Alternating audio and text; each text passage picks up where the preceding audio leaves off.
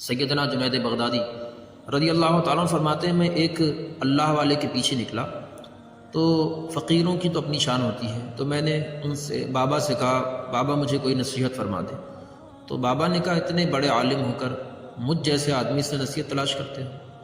لیکن جنید نے پھر بھی پیچھا نہیں چھوڑا، پھر ان کے پیچھے چل دیے۔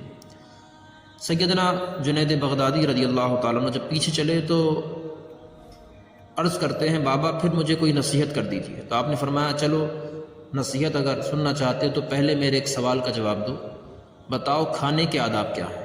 کوئی کسی بڑے عالم دین سے کھانے کے آداب پوچھے تو یہ سوچتا ہے یہ عام بات ہے بھئی بسم اللہ پڑھ کر کھائیے، بیٹھ کر کھائیے، سیدھے ہاتھ سے کھائیے، سر ڈھانپا ہوا ہو، یہ کھانے کے آداب ہیں۔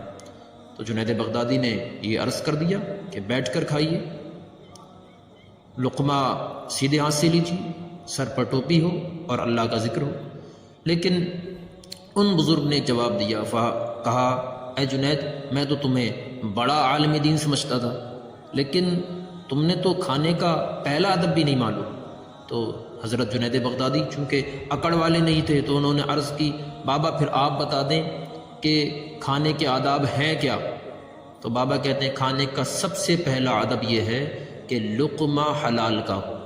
جب لقمہ حلال کا ہوگا تو پھر سر پر ٹوپی رکھنا فائدہ دے گا، بیٹھ کر کھانا فائدہ دے گا، بسم اللہ پڑھنا فائدہ دے گا، سیدھے ہاتھ سے کھانا فائدہ دے گا۔